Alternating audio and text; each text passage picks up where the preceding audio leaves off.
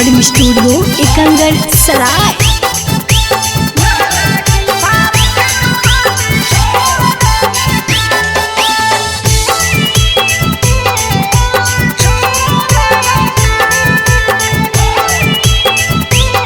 Presented by किसका films.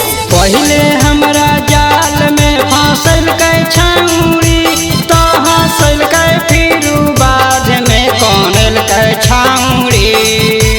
पहले हमरा जाल में फंसल के छाउरी तो हंसल के फिर बाद में कौनल के छाउरी। बिच रहिया में मुहमा हमरा से मोर ले लका। बिच रहिया में मुहमा हमरा से मोर ले लका। लाला की फारका वाली छोड़ दे लका। बिच रहिया में मुहमा हमरा से मोर ले लका। लाला की फारका वाली छोड़ दे लका। छौरी फोनमा कोइले बिना परसा बहना। कि छौरी फोनमा कोइले बिना परसा बहना। लागे दूसरा छौड़न से बतिया बहना। लागे दूसरा छौड़न से बतिया बहना। कहनी तोरा कहू छोड़ा बौनै हमरे।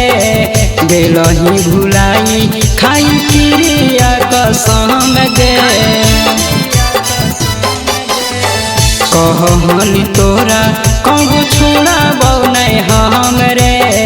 गेलही भुलाई खाई क्रिया कसम गे। तहिल सभे बादा उत तोड़ देलक। कहिल सभे बादा उत तोड़ देलक। लाला की फारका वाली छोड़ देलक। बिच रहिया में मुहमा हमरा से मोर लेलक।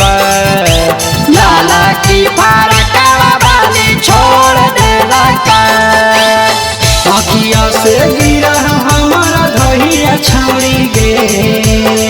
आँखिया से गिरा हमारा धहिया छौरी गे। जहिया छोड़ी के जइनी परत तोरा हइया छौरी गे। जहिया छोड़ी के जइनी परत तोरा हइया छौरी गे। बाबू सुन कही हमारा फुसलैला कैरे। हमरा बच्चा दिला बाके बड़ी उदू खोइला कैरे। बाबू सुन कही हमारा फुसलैला कैरे। हमरा बच्चा दिला बाके बड़ी उदू खोइला कैरे।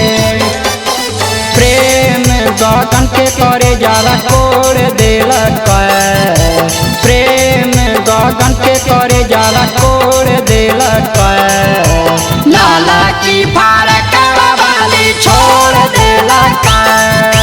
बिच रहिया में मुहमा हमरा से मोर लेलक। लाला की फारका वाली छोड़ देलक। किसका रिकॉर्डिंग स्टूडियो एकंगर सराय।